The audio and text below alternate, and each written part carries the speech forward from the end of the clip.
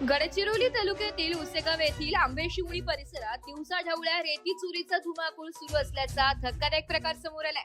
नदी पात्रातून अक्षरशः सोन्यासारखी मौल्यवान वाळू अवैधरित्या उपसून मोठ्या प्रमाणात तस्करी केली जाते। स्थानिक सामाजिक कार्यकर्त्या कृष्णा वाघाडे यांनी याबाबत गडचिरोली तहसीलदारांना वेळोवेळी तक्रार देऊनही कोणतीही ठोस कारवाई झालेली नाहीये असा आरोप केलाय। एवढेच नव्हे तर राज्याचे महसूल मंत्री चंद्रशेखर बावनकुळे यांनाही पत्र पाठवून माहिती देण्यात आली आहे, तरीही प्रशासनाच्या हालचालींमध्ये कोणताही फरक दिसत नाहीये।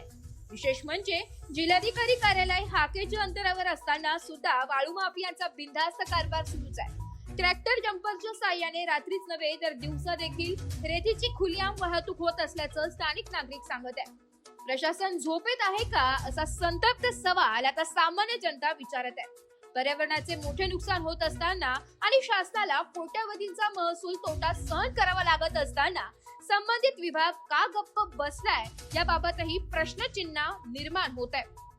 तात्काळ धडक कारवाई करून रेती माफियांवर गुन्हे दाखल करावे, संबंधित अधिकाऱ्यांची चौकशी करून जबाबदारी निश्चित करावी, नदीपात्रातील अवैध उत्खनन पूर्णपणे थांबवावे। आता पाहायचे एवढेच, प्रशासन जागे होणार की माफियांचा सोन्याचा खेळ असा सुरू राहणार। एस मराठी न्यूज साठी विदर्भ संपादक जावेद अली सय्यद, गडचिरोली।